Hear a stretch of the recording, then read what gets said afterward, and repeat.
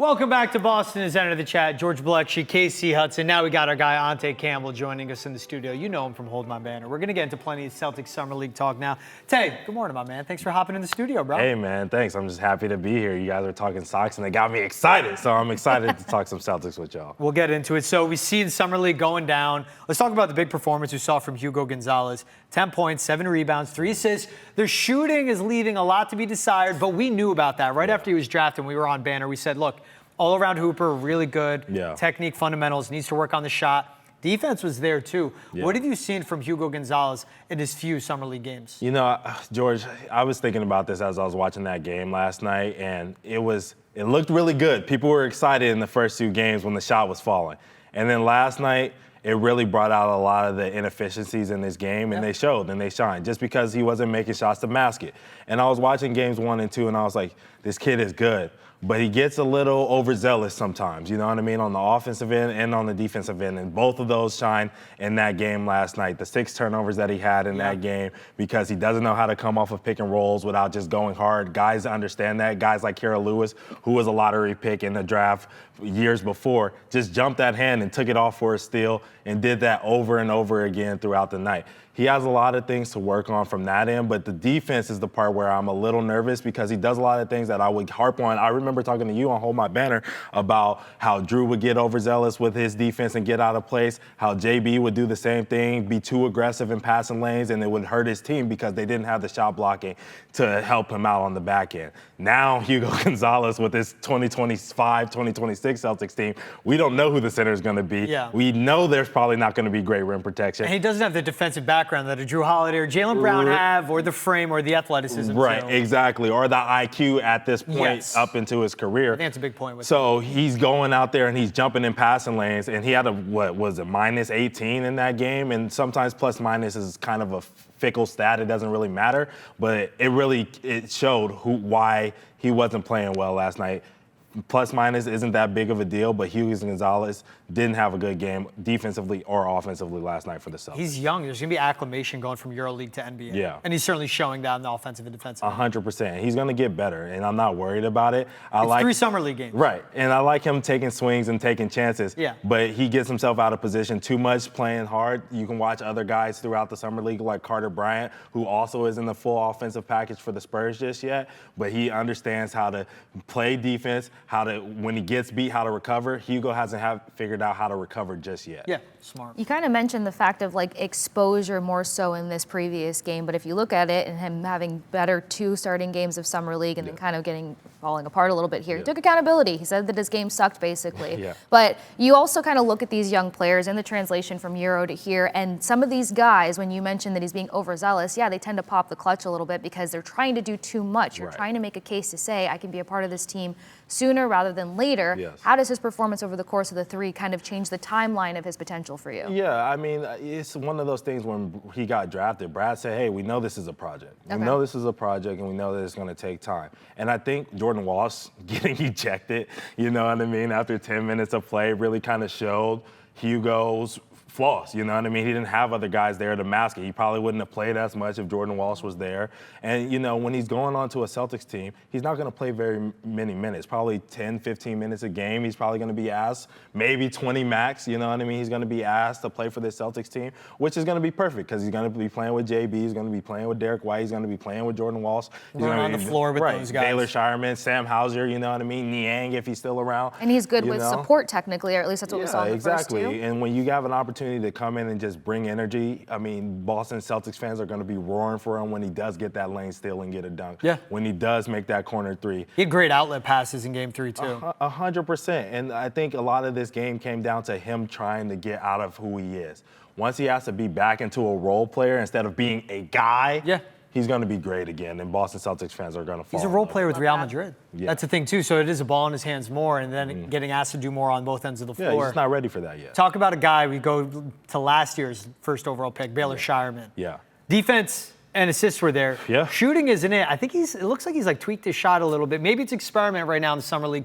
What do you think about a Baylor Shyman? Someone that does have to step up into a bigger role. Yeah. Going 4 for 13 the other night. Yeah, it's different when you have to beat a guy. Yep. and you have to be the guy. Yeah. On this summer league team, throughout this summer, he's been asked to be the guy. Jordan Walsh has been their guy, but it was supposed to be Baylor Shyman going into the summer league, right? When he played for the Boston Celtics this year, he was the 9th, 10th guy. So when he came in and he had those games where he sprayed threes and everybody's excited, everyone's like, oh, it looked great. He's going to go into a role that, yes, is going to be increased, but it's not going to be the guy. It's just going to be a guy. He's probably going to be tasked to be the 4th, 5th scorer on this team, which is a lot to ask of a kid like him, but it's just good for his development going forward. He will be ready when Jason Tatum is back.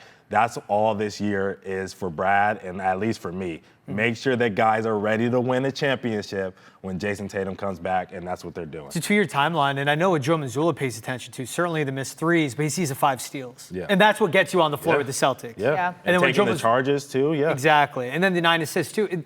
That's how they play. It is spread the ball, everyone touches it in a way, so at least he's showing up there if his shooting is faltering in a way. 100%. And him and Hugo, I have to mention, went and got some great offensive rebounds last night. The one where he skied up that putback layup for Hugo Gonzalez. Yeah, man. He jumps out of the gym. Yeah. He's above the rim. He is. And so that's what you're looking for right now. Yeah. You're looking for the guys who can make back cuts, who can make the extra pass, who can get rebounds, who can do the extra things.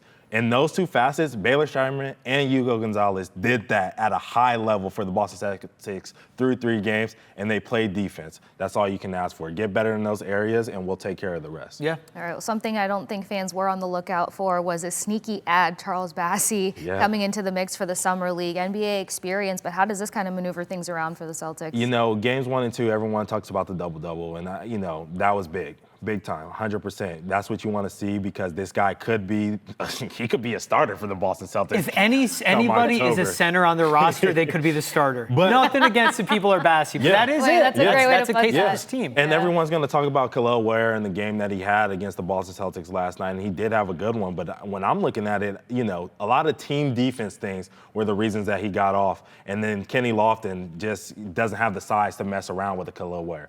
But when Bassey was guarding him, he made him work. He made him struggle. He made him shoot a couple of shots that he was uncomfortable with. He tried to go to the back down. You're thinking a 7-footer with a 6'9" guy in the post is going to have an advantage. And he made him work and miss a lot of shots down there. So I'm excited for that because I'm seeing defensive intensity. I'm seeing offensive rebounds. I'm seeing the ability to kick out. I'm seeing above the rim finishes. Shugla was just throwing up the ball up to the rim, not even worrying about it, and he was bringing it down with dunks.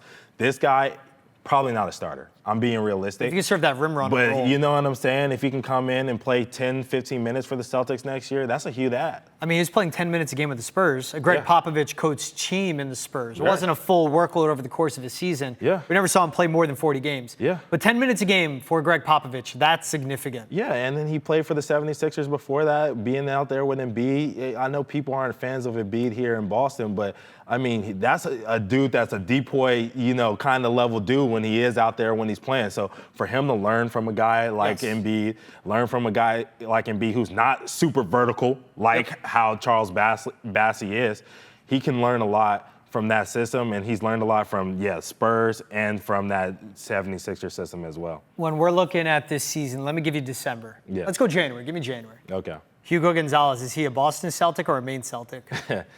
December? I say by December he's Boston. Okay. Yeah. By December he's Boston. Think he breaks camp with the team? That's a good question. I mean, we have to see. I mean, It's there's the a lot 2-year of timeline, like you allude to. Like, Right. why not be with Boston, Right. learn the system, develop around those guys? Right.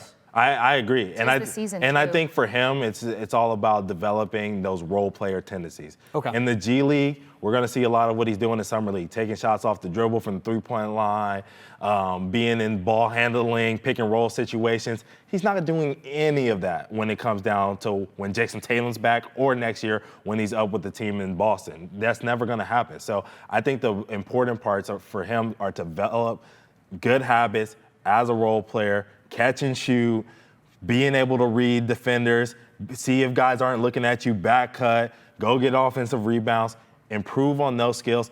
Don't get overzealous in the passing lanes. Stay solid, use your length, use your speed, use your physicality to get your team in better positions than focusing on what he would do in the G League. Center position, how do you see you shaking out? As a whole, man. I love that we're putting all this into summer. As I go, it's just summer league. You're right. But, Yeah. but that's It how you means have to watch everything. this. Yeah, I mean, here's the thing. So I love Amari Williams. I think he's doing a great job in summer league, being that out of that facilitator role. They tried to put Bassey in a lot of those actions last night, and it just didn't look as great. You know what I mean? Which shows you how great of a player Amari Williams is and how he's developed his playmaking ability out of that 5 spot. He's able to put the ball on the floor, throw dimes, hit a little mid-range jumper every once in a while. I feel like he can develop that. He's got a nice hook game. Look, I think Luka Garza is going to end up being the starter, honestly, just because he tracks as a guy who we know what he is on offense. He's shown spurts for that Minnesota Timberwolves team where he can be a good offensive player. The defense, Too slow. But there's a lot of guys who are on defense right now. You can hide them. Yeah, and so I think offensively you're going to start out trying to give firepower. It looks like this team is going to be more offensive focused than defensive focused, which it just hasn't been the Boston Celtics identity. But it's a new era, and they got to lean into something different. They have to lean into it and embrace it. It's whatever they pick this season, they have to pick that lane, right? Yeah. And it is all about that 1 year, 2 year window. Now they want to compete and win. 2 years from now, like you said, it's when Tatum's out of the boot. Brad said it himself. Biggest acquisition they can make all offseason long is when Tatum drops that boot after coming off his ruptured Achilles.